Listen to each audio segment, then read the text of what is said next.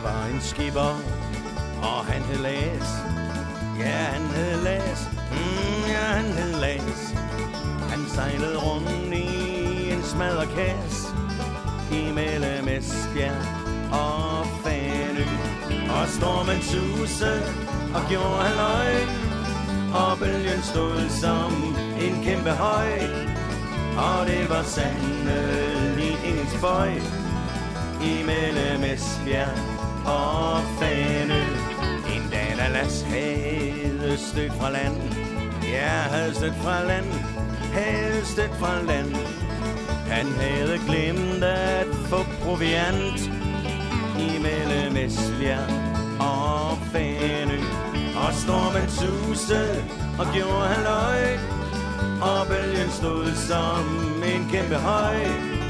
Og det var sandelig ingen spøj imellem Esbjerg og Fanø. Og Las han levede af bakskuldkunst, af bakskuldkunst, ja, af bakskuldkunst.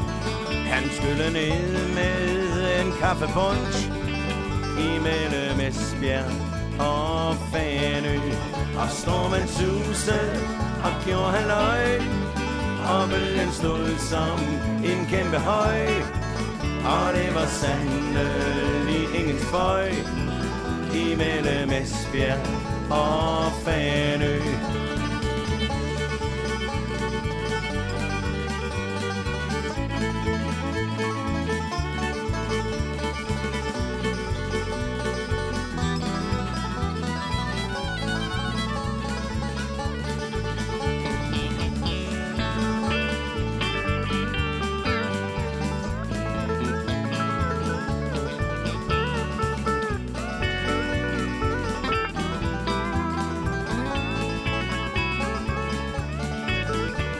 Han sejlede i dage 3, ja, i dage 3, i dage 3.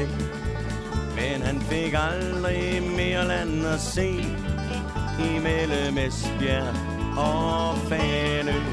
Og stormen susede og gjorde halløj, og bølgen stod som en kæmpe høj.